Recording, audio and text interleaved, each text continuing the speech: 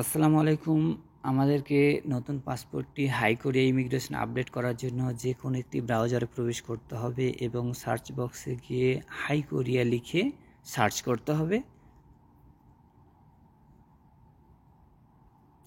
তারপরে এরকম একটি তথ্য আসবে, এখানে এসে আবারও হাই কোরিয়াতে ক্লিক করতে হবে।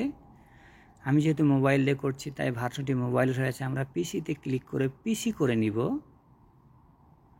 তারপরে এখানে ছোট্ট করে লেখা আছে লগ ইন, এখানে ক্লিক করতে হবে।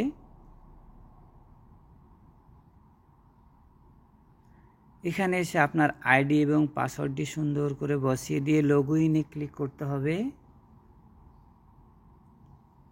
তারপরে আপনার ব্যক্তিগত পেজটি ওপেন হবে। এখানে এসে সিনচং হাগিতে ক্লিক করতে হবে। এখানে এসে ইয়গওয়ান বিয়ংগিয়ন সিনগুয়ে ক্লিক করতে হবে। তারপরে এরকম তথ্যগুলো আসবে, একটু নিচের দিকে গিয়ে এখানে একটি টিক চিহ্ন দিয়ে থাউমে ক্লিক করতে হবে। এখানে এসে আপনার নতুন পাসপোর্ট নম্বরটি 2 বার সুন্দর করে বসাতে হবে। তারপরে এখানে ক্যালেন্ডারে ক্লিক করে আপনার পাসপোর্টের ইস্যু ডেট এবং এক্সপায়ার ডেটটি সুন্দর করে সিলেক্ট করতে হবে।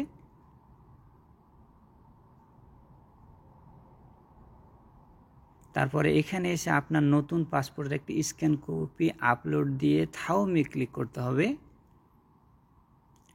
তারপরে লগইন করে দিতে হবে, আবারও লগইন করে দিতে হবে, তাহলে আবেদনটি কমপ্লিট হয়ে যাবে। এখন আমরা মাই পেজে ক্লিক করে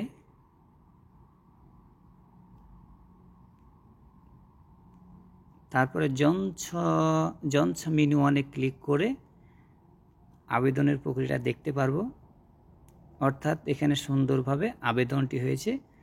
তারপরে 3-4 দিন পরে আপনি হাই কোর্টে আবার চেক করবেন আপনার পাসপোর্টটি আপডেট হয়েছে কিনা। ইনশাআল্লাহ হয়ে যাবে।